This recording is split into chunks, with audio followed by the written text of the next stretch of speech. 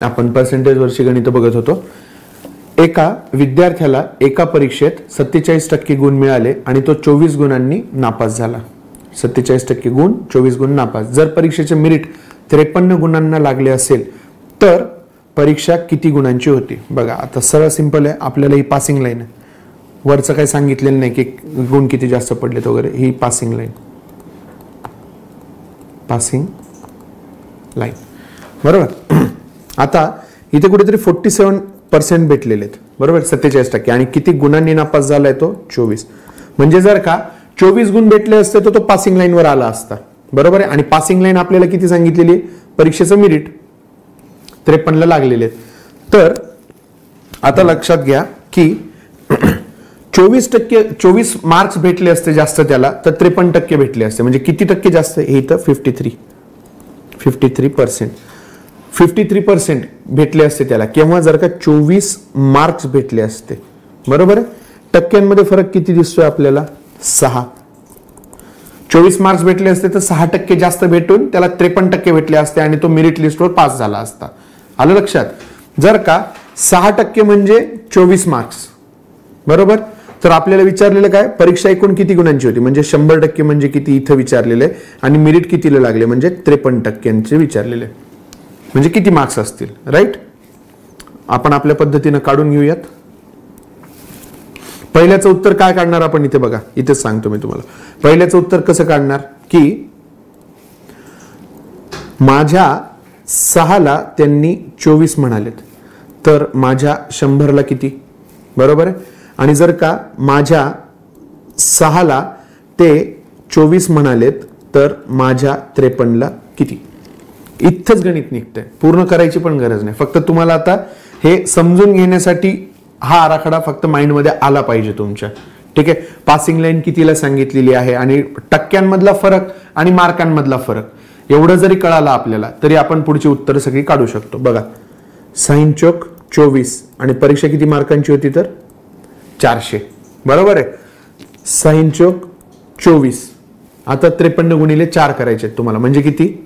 212. आलं. परीक्षा किती गुणांची होती? तर 400. हे इथलं खोडून डायरेक्ट आन्सर. परीक्षा किती गुणांची होती? 400 बरोबर. आणि मेरिट कितीला लागलं? तर 212ला. 212ला मेरिट लागलेला आहे. लगेच तुम्हाला इथे आन्सर इथल्या इथे काढता येतं. ओके. पुढचं गणित बघूयात. ओके, हे कमी आणि जास्तच्या नंतर बघूयात आपण.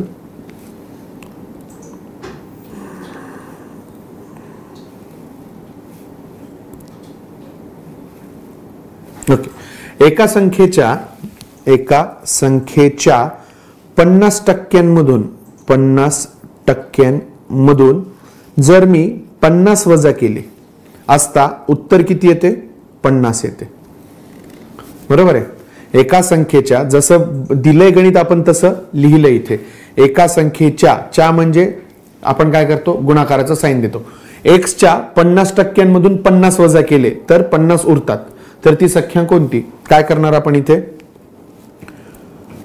x/2 कसं आलं ते विचारायचं नाही. आता इथे तुम्हाला माहिती आहे 50 × 50, 50 × 2 100. एक्सचा गुणाकार 1 सोबत छेदस्थानामध्ये 2 जशाल तसे. हा इकडचा जो आहे -50 बरोबरच्या पलीकडे जाऊन किती होईल? +50 होईल. आलं लक्षात? म्हणजे किती होईल? 50 आणि इकडे येऊन ते +50 किती होतील? 100. म्हणजे हे 100. आता हा भागाकारातला 2 इकडे गुणाकारामध्ये म्हणजे किती झाले? x बरोबर 100 गुणिले 2 म्हणजे x ची व्हॅल्यू किती झाली? 200. आपण क्रॉस चेक करून बघूयात. एका संख्येच्या 50% म्हणजे एक्सच्या 50% म्हणजे कोणाच्या 50%? 200च्या 50% किती होतात? 100. 200च्या 50% म्हणजे अर्धेच करायचे ना, 100. त्या 100 मधनं 50 वजा केले तर 50 उरतात बरोबर आहे. 100 मधनं 50 काढले तर 50च उरतील. आन्सर बरोबर आहे आपलं. क्रॉस चेक करून सुद्धा बघितलं आणि थेरोटिकल मेथडनी सुद्धा जाऊन बघितलं. आन्सर बरोबर येतं. ओके, आलं लक्षात? पुढचं गणित.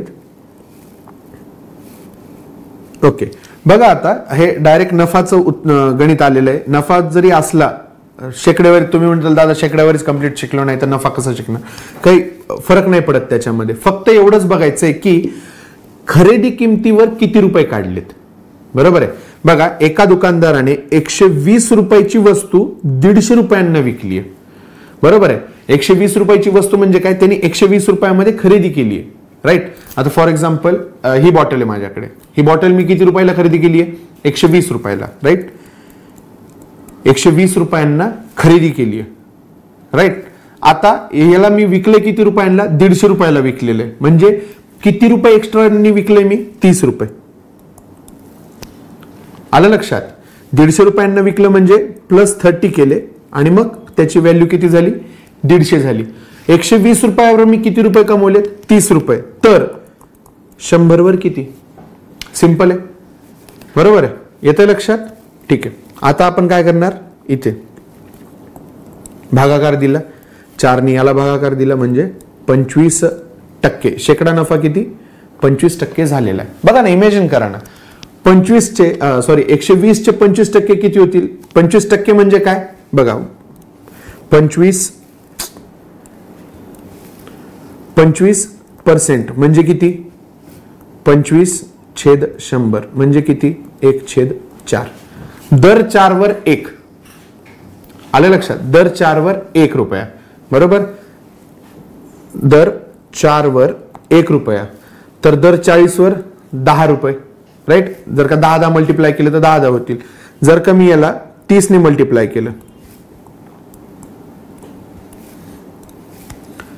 याला 30 ने मल्टिप्लाय केलं, याला सुद्धा 30 ने मल्टिप्लाय केलं, काय येणार आहे, 30/120.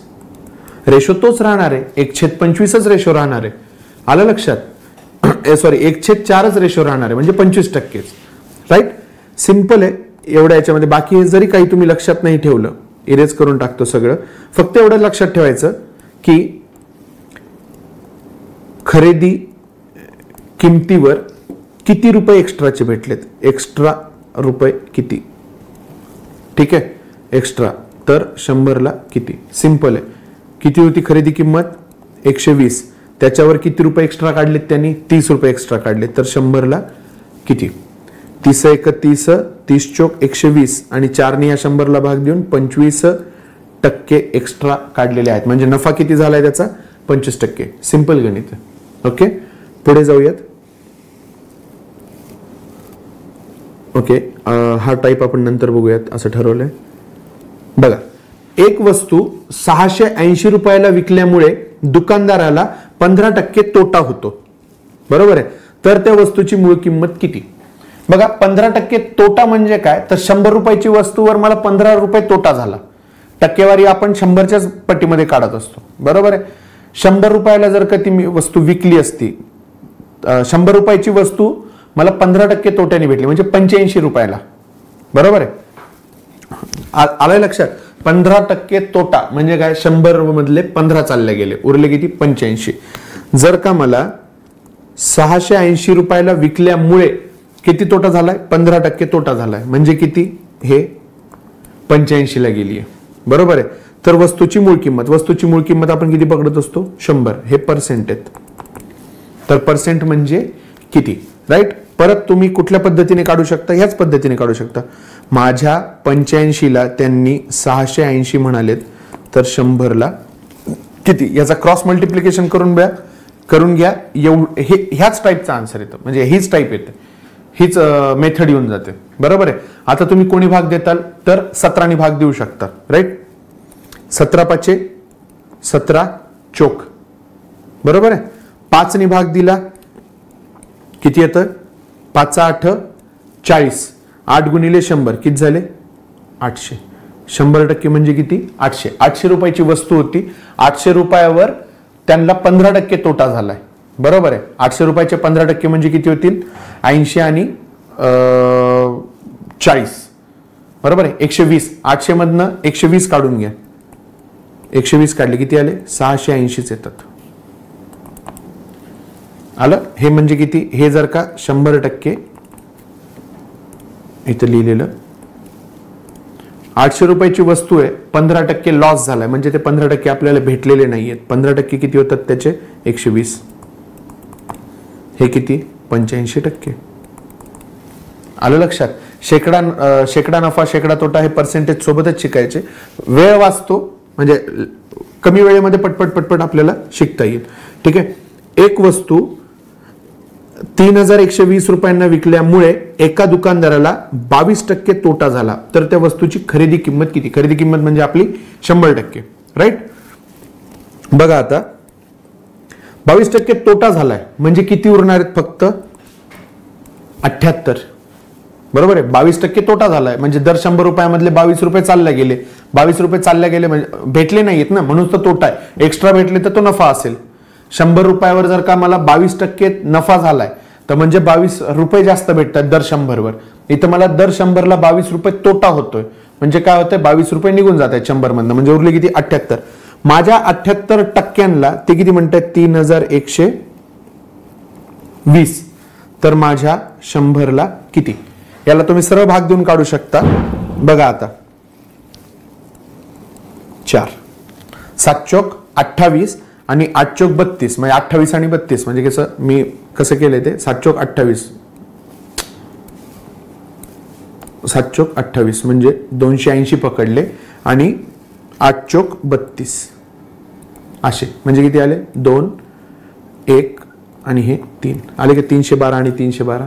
ठीक आहे. हे फक्त मॅथमॅटिक्स च्या फक्त काय म्हणतात त्याला ट्रिक्स असतात की जे तुम्हाला करायचे. बाकी तुम्ही जसा भाग देता येतोय तुम्हाला तसं तुम्ही द्या. ठीक आहे. हा 0 कॅरी फॉरवर्ड जशाला तसा. 40 गुणिले 100 म्हणजे किती? 4000. ओके. सरळ तुम्हाला उत्तर आले. म्हणजे काय? खरेदी किंमत किती होती त्याची? 4000 होती. ओके. आता 4000चे तुम्ही 22% जरी काढून वजा केले तरी तुम्हाला केवढी उत्तर भेटणार आहे? एवढंच भेटणार आहे. आलं लक्षात? पुढे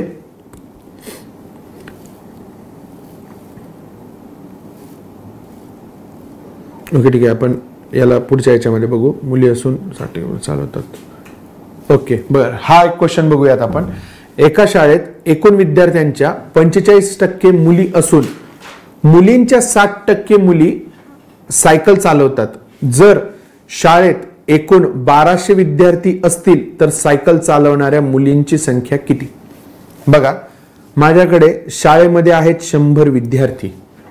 बरोबर. ह्या 100 विद्यार्थ्यांपैकी 45% कोण आहेत? मुली. म्हणजे उर्वरित कोण असतील? मुलं. बरोबर. त्याच्यानंतर ह्या 45%च्या म्हणजे ह्या मुलींच्या 60%, म्हणजे कोणाच्या? या 45%च्या पण 60%. बरोबर आहे. आता या 45च्या पण 60% आपण जर का काढले तर 45च्या दुप्पट किती होतात? 9. म्हणजे 45 आहेत समजा, 45% आपण 45च पकडले तर त्याच्या 10% किती होतील? 4.5. 4.5च्या 6 पट, 4.5च्या जरी दुप्पट केलं तर 9 होतात आणि 9च्या ते तिप्पट करायचे म्हणजे किती? 27. राईट. आणि इकडे मला असं वाटतं की 9 2 18. ओके. बघा 27 ज्या मुली आहेत त्यांच्याकडे काय आहे? तर सायकल आहेत. ह्या मुली काय चालवतात? सायकल चालवतात. ठीक आहे. शिवाय सायकल चालवतात आणि ह्या सायकल चालवत नाहीयेत. जर का एकूण शाळेमध्ये 1200 विद्यार्थी असतील तर सायकल चालवणाऱ्या मुलींची संख्या किती? बघा आता माझ्या 100ला ते किती म्हणतात? माझ्या 100ला मी जर का 100 मुली पकडल्यात, 100 विद्यार्थी पकडले, 45 ह्या गर्ल्स आहेत, हे बॉईज आहेत. ह्या गर्ल्समध्ये पण 27% काय? 27 मुलींकडे सायकल आहे आणि ह्या नॉन सायकल आहेत. बरोबर आहे. यांच्याकडे सायकल नाहीये. पायी येत असतील किंवा काय बसने वगैरे येत असतील, कशा पण. ठीक आहे. तर 100 पैकी 27च आहेत. 100 विद्यार्थ्यांपैकी 27 मुलींकडे सायकल आहे, तर 1200 पैकी किती? सिंपल आहे. काय करणार तुम्ही आता? 0 0 हा काढणार आणि 27 गुणिले 12 करणार. राईट. 27 गुणिले 12, 7 दुने 14. एकक ठिकाणी 14 हा अंक पाहिजे आपल्याला. तो आपल्याला कुठे कुठे दिसतोय? एक तर इथे आणि इथे. राईट. सरळ तुम्ही गुणाकार जरी करून घेतलात तरी चालतं. गुणाकार कसा करायचा याचा बघा आता. 27 गुणिले 12 आहेत. राईट. 27चा पहिले गुणाकार 10 सोबत करून घ्या, 270. परत 27चा गुणाकार 2 सोबत करून घ्या. हा समजा 12ला मी असं फोड केली, 10 अधिक 2. तर पहिले 27 चा गुणाकार 10 सोबत 270, 27 चा गुणाकार 2 सोबत किती आले 54, 4 7 2 आणि आजचा आला 3, 324. आन्सर काय 324. ह्या अशा शॉर्ट ट्रिक्स आहेत ज्याच्याने आपण पटापट आन्सर काढू शकतो. ओके, पुढचं गणित बघूयात.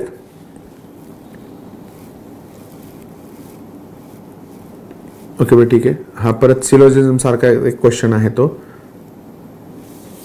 हा पण तसाच आहे. बघा, 700 रुपये किमतीच्या एका वस्तूवर 18% दंड आकारल्यास त्या वस्तूची अंतिम किंमत किती होईल? बघा, 700 रुपयाच्या किमतीवर एका वस्तूवर 18% दंड आकारल्यास, बरोबर आहे, म्हणजे 100 रुपयाची वस्तू कितीला होतीये 118 ला. 18% जास्त ना, दर 100 वर 18 रुपये जास्त दंड आकारलाय, म्हणजे किती होईल ती संख्या, अंतिम संख्या 118. तर 700 चे किती होतील, हा किती पट आहे 7 पट आहे, सॉरी 7% लिहिलं मी, हा किती आहे 7 पट आहे इंटू 7, तर याला सुद्धा 7 पट तुम्ही घेणार, राईट. 8 साती 56 ला 6, हातचा आला 5, 7 1 7 2 आणि 7 1 826 असं काहीतरी आन्सर त्याचं येईल. Okay, right. सिंपल गणित आहे, काहीच नाही. तुम्हाला फक्त प्रपोर्शनच्या याच्यामध्ये जायचंय की हा कसा आहे, 100 रुपयावर 18 रुपये जास्त भेटले म्हणून 118 झाले, तर 700 वर सुद्धा 18% जास्त, मग ह्या पद्धतीने आपण त्याचा आन्सर काढला 826.